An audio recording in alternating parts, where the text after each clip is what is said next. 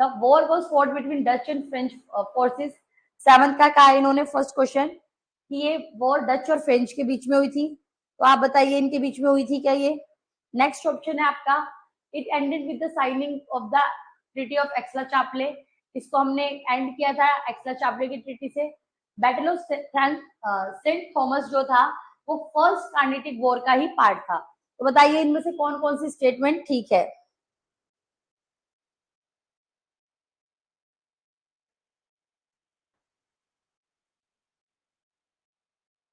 सही आंसर क्या होगा इसका।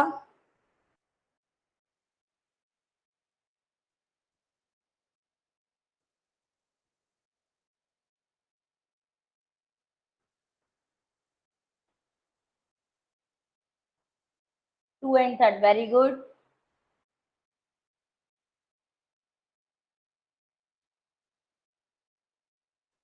ऑल नहीं, गलत है शानू। इसका आंसर टू एंड थर्ड है। Very good Rajen.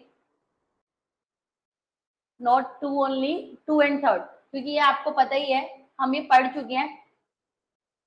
ट्रीटी एक्सला चापले हुई थी, और ये बात भी सही है कि इसी को हम बैटल ऑफ सेंट थॉम भी कहते हैं। लेकिन ये वॉर डच की और फ्रेंच के बीच में नहीं थी, ये वॉर ब्रिटिश और फ्रेंच के बीच में थी। ये तो सबको पता है। तो फर्स्ट ऑप्शन गलत है इसका। तो सही आंसर क्या होगा इसका, ओनली सेकंड एंड थर्ड। तो जो डी बोल रहा है और जो सेकंड बोल रहा है वो गलत है। तो आप लोगों की, इट मीन्स आप लोगों की रिवीजन प्रॉपर नहीं है, आप लोग दोबारा से रिवाइज कीजिए। ठीक है, इसका आंसर आएगा सी। सेवंथ का आंसर है सी, केवल 2 और 3। नेक्स्ट क्वेश्चन देखते हैं। Consider the following events with reference to Indian history. आपसे पूछा गया है कि करेक्ट क्रोनोलॉजी, तो इसको करेक्ट क्रोनोलॉजी में लगाना था। Battle of body wash, second Carnatic war, treaty of Paris, formation of English East India company. तो इनका सही ऑर्डर क्या होगा। 8 का आंसर बताइए, इसका सही ऑर्डर क्या होगा।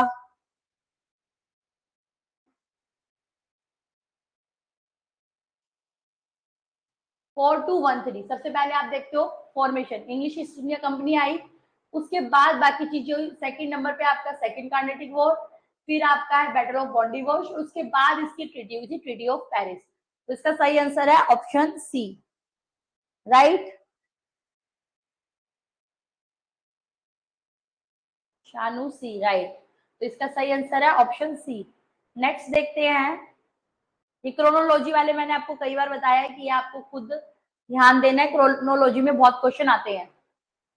अब नेक्स्ट क्वेश्चन में आपसे बैटल ऑफ प्लासी के बारे में पूछा गया है।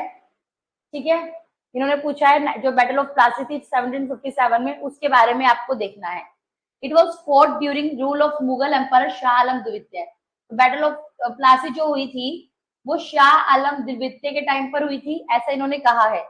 East India company led by, जो बैटल ऑफ प्लासी थी वो किसने लीड की थी, रॉबर्ट क्लाइव ने, against Sirajuddaula who was the last independent nawab of Bengal. तो सेकंड पॉइंट कहा है कि जो बैटल ऑफ प्लासी थी ब्रिटिशर्स की साइड से रॉबर्ट क्लाइव था, और इधर हमारी बंगाल की साइड से सिराजुद्दौला था। तो इनमें से कौन सा स्टेटमेंट सही है।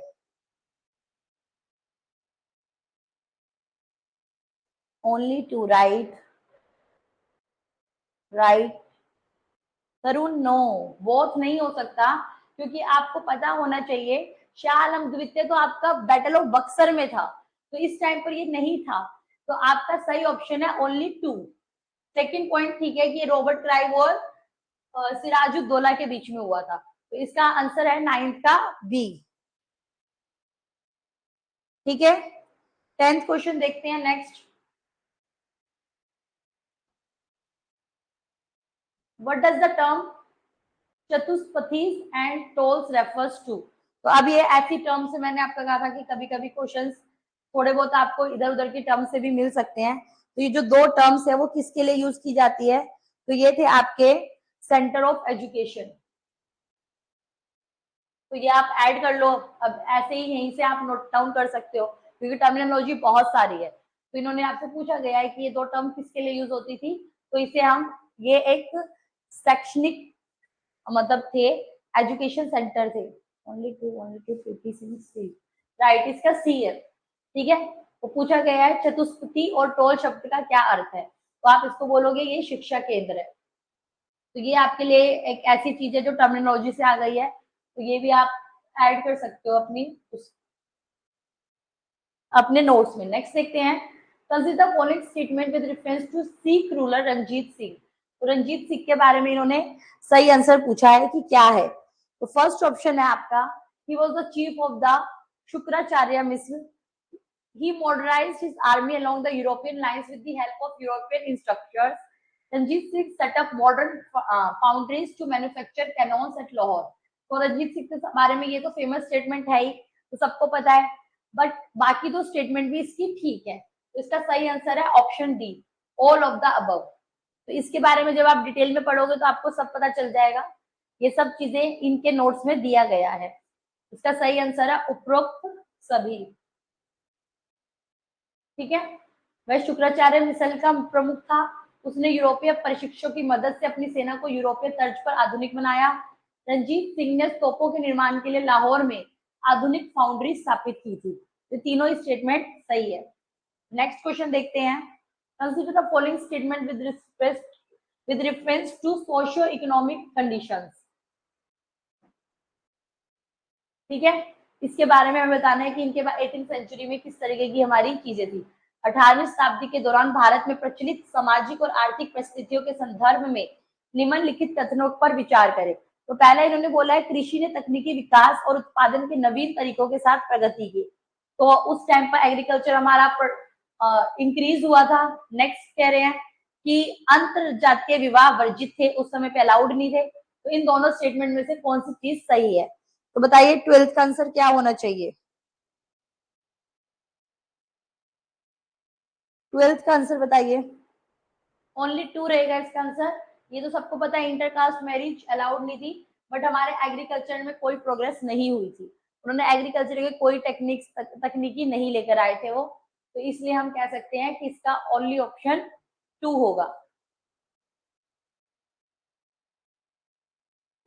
नेक्स्ट देखते हैं, वो अमंग द फॉलोइंग का भी सीधा सीधा क्वेश्चन है। अब ये कुछ चीजें आपने नहीं पढ़ी होगी। इन्होंने पूछा है कि असवी इमामबाड़ा किसने बनवाया था, तो इसका आंसर है असद-उद-दौला। तो ये कुछ फैक्ट है। अब ऐसी ऐसी चीजें आपसे पूछ ली जाती है तो ये आपको रटनी पड़ेगी। तो ये मैंने अलग अलग टाइप के क्वेश्चन आपको दिए हैं कि कैसे कैसे वो पूछ लेते हैं। तो ऐसे ऐसे सीधे सीधे क्वेश्चन भी आपके पास आते हैं। ठीक है, तो इसमें कुछ डिस्कस करने जैसा नहीं था, सीधा सीधा पूछा हुआ है इमामबाड़ा किसने बनवाया था। नेक्स्ट क्वेश्चन देखते हैं साइमन कमीशन के रिगार्डिंग।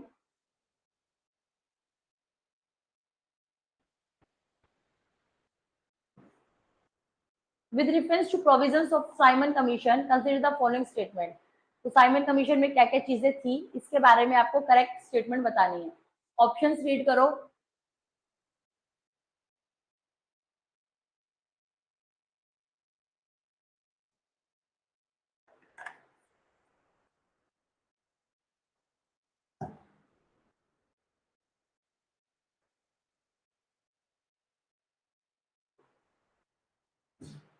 किसने डायरेक्टली हटा दी थी? सही बात है। Extension of responsible government in the provinces, हमने पढ़ा था। हाँ भाई, आगे जाके ये प्रोविंसेस को ही रिस्पॉन्सिबल गवर्नमेंट बना देते हैं। मतलब कि डायरेक्टली हटाने का मतलब ये था कि प्रोविंसेस को ऑटोनॉमी दे दो, सेंटर में आप डायरेक्टली ले आओ। सेकंड भी ठीक है। इन्होंने अबॉलिश कर दी थी कॉम्युनल इलेक्टोरेट। भाई नहीं, इन्होंने कॉम्युनल इलेक्टोरेट खत्म नहीं किए थे और बढ़ाए थे, सिखों को भी दे दिए थे। थर्ड स्टेटमेंट गलत है। लास्ट है आपकी एस्टेब्लिशमेंट ऑफ फेडरेशन, तो इस टाइम पर ऑल इंडिया फेडरेशन एस्टेब्लिश करने की बात हुई थी, तो फोर्थ भी सही है। तो थर्ड गलत है, थर्ड जहां जहां पे है उसको हटा दो। और फोर्थ, अब ये दो ऑप्शन पड़े तो 1 और 2 और 4, तो 4 भी ठीक है, तो इसलिए इसका सही ऑप्शन होगा 1, 2, 4। तो ऑप्शन डी इसका सही आंसर है। अब किसी को कोई प्रॉब्लम तो नहीं है? इंटरकास्ट मैरिज नहीं समझा मतलब, जब सोशो इकोनॉमिक चीजें थी उन्होंने दो ऑप्शन दिया है कि उस समय पर इंटरकास्ट मैरिज वर्जित थी, तो ये बात सही है कि तब तो हम उसको इंटरकास्ट मैरिज अलाउड था ही नहीं, तो वो वाली बात सही थी, इसलिए हमने उसको करेक्ट में काउंट किया। और जो फर्स्ट स्टेटमेंट थी वो गलत थी, तो कुल मिला के सही स्टेटमेंट क्या हुई? ओनली 2। समझे राजेन? इंटरकास्ट मैरिज होता है जब दो अलग अलग कास्ट के लोग शादी करें, वो तो आज भी वर्जित है कई जगहों पे। अभी भी हमारा इंडिया इतना मॉडर्न नहीं हुआ, अभी भी बहुत सोच समझ के फैमिली की परमिशन। चलिए नेक्स्ट है, विच of the following act separated the legislative and executive functions of the governor general council. तो उन्होंने कहा कि किस एक्ट में लेजिस्लेटिव और एग्जीक्यूटिव फंक्शंस को हमने अलग किया था। तो आपका ये 53 है, ये एस लग रहा है, तो ये 1853 है। 1833 में अलग हुआ था, 53 में, 58 में या 92 में? बताइए जल्दी इसका सही आंसर। ये फैक्ट क्वेश्चन है, जब आप एक्ट पढ़ोगे तो आपको समझ में आएगा।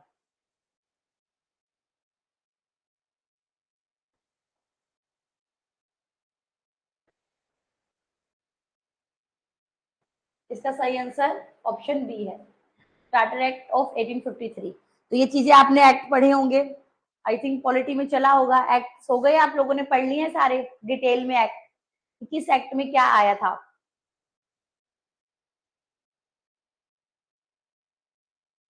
1909, 1919 से बहुत क्वेश्चन आते हैं। आपके पास डिटेल पीडीएफ आई नहीं है पॉलिटी में बेटा राजेन? इसमें हमने पढ़ा तो है 19, मतलब मैंने कहा था कि ये एक्ट है, ये डिटेल आपको जो फर्स्ट टॉपिक है आपका कॉन्स्टिट्यूशनल डेवलपमेंट, उसमें आपको सारे के सारे एक्ट डिटेल में पढ़ने हैं। तो उसमें आप देखो एक बार, आपके पास अगर पीडीएफ हो, अगर इन केस आपको तब भी नहीं मिलता है तो फिर मैं आपको प्रोवाइड करवा दूंगी। तो एक्ट तो बहुत ही इंपॉर्टेंट है, एक्ट से क्वेश्चन आता ही है, चाहे वो हिस्ट्री से रिलेटेड करके आए, चाहे वो पॉलिटी से आए, पर एक्ट से डेफिनेटली क्वेश्चन आएगा। तो जरूर ध्यान से आप अपने सारे एक्ट पढ़ लेना, और इसी तरीके से क्वेश्चन आता है, वो यही पूछ लेता है कि किस एक्ट में क्या बात कही गई है, तो आपको ये पता होना चाहिए।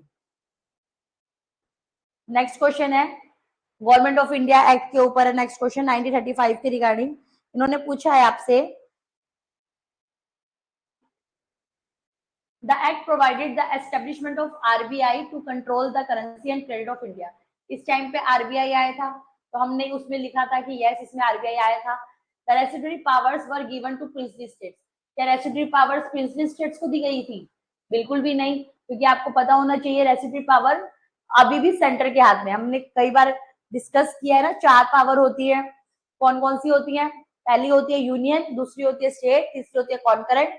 यूनियन का मतलब जो सब्जेक्ट यूनियन के पास रहेंगे, स्टेट जो दूसरी आपकी प्रोविंशियल या स्टेट वाली, जिसमें जो सब्जेक्ट है वो प्रोविंसेस के पास रहेंगे। तीसरी है कॉन्करेंट, जो कॉन्करेंट सब्जेक्ट जो है वो दोनों के पास रहेंगे, उस पर सेंटर का भी अधिकार है और स्टेट का भी है। और उसके अलावा जो कुछ भी बच जाए, रेसिड्यूरी का मतलब होता है बचा कुचा, तो जितने भी जो चीजें छोटी मोटी बाद में हमें देखने को मिलेगी, बच्ची कुची होगी, वो सब भी सेंटर के हाथ में आएगी।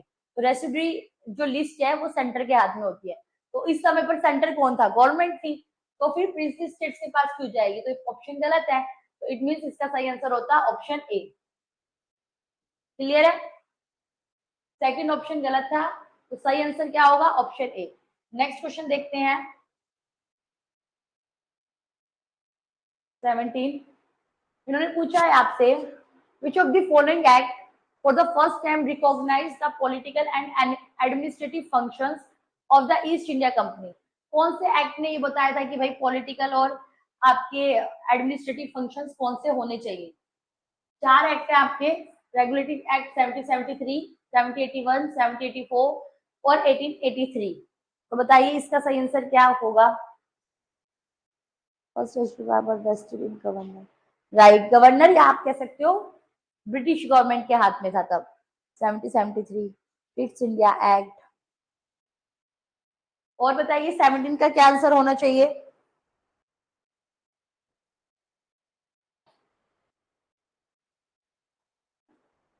शानू का ठीक है, राजेंद्र ये आपका गलत है। ईस्ट इंडिया एक्ट में इन्होंने 2 बॉडी तो बनाई थी, बट जो हम कह रहे हैं कि पॉलिटिकल और administrative function east India company, तो ये रेगुलेटिंग एक्ट पास किसने किया था? वहां से क्वीन से तो चार्टर साइन करवा के लाए थे ना कि हम इंडिया में यहाँ पर काम करना चाहते हैं, हमें मोनोपोली चाहिए, ये सब। तो पहला एक्ट आपका जो था रेगुलेटिंग एक्ट 1773, तो ये इसके अंडर में माना जाएगा। ठीक है, इसका सही आंसर है ऑप्शन ए। नेक्स्ट क्वेश्चन देखते हैं,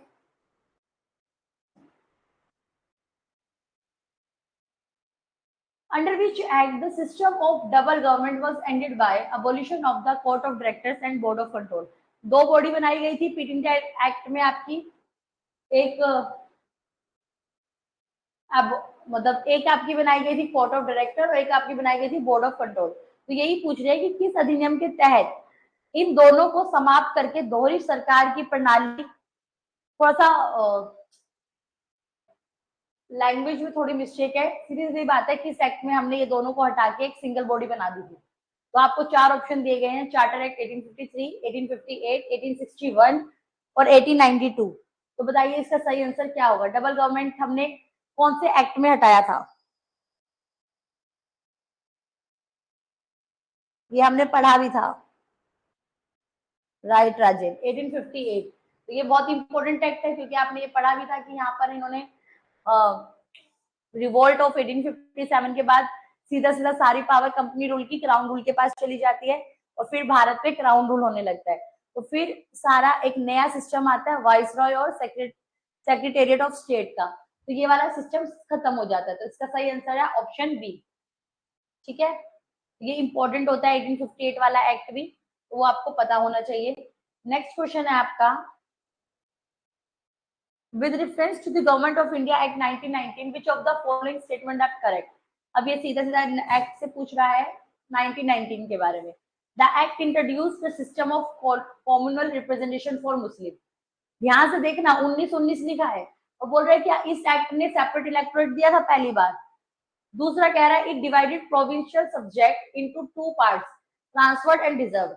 तो इसने दो सब्जेक्ट में डिवाइड कर दिया था, एक ट्रांसफर्ड और एक रिजर्व। डायरकी बेसिकली ये कहना चाह रहा है, डायरकी आई थी कि यहाँ पे, और इसने कहा it reserve 3 of the 6 member of for Indian in viceroy executive council. जो वॉइसरॉय की काउंसिल है उन्होंने कहा 6 मेंबर में से 3 मेंबर इंडियंस रहेंगे। तो इनमें से कौन सी स्टेटमेंट सही है, कौन सी गलत है, बताइए, करेक्ट बताइए आप, मतलब क्या ऑप्शन होना चाहिए, करेक्ट स्टेटमेंट क्या होगी इसकी?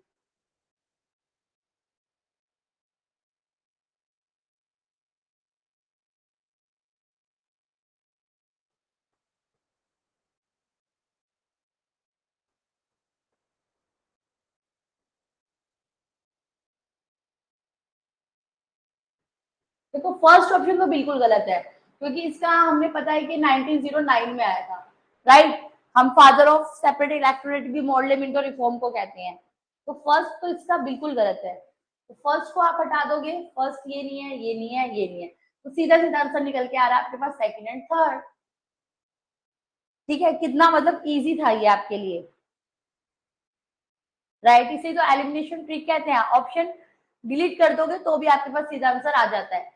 तो ऐसे क्वेश्चन भी आपको मिलते हैं, तभी मैं कहती हूँ कि एक बार ऑप्शन को भी देख लेना, अगर कोई क्वेश्चन समझ ना आ रहा हो तो देखना कि अगर एक भी ऑप्शन जो सीधा सीधा दिया हुआ है, देखो अपोजिट कर दिया ना इन्होंने, मतलब वो ये हुआ तो था ही, लेकिन ये 1919 में नहीं हुआ था, ये 1909 में हुआ था।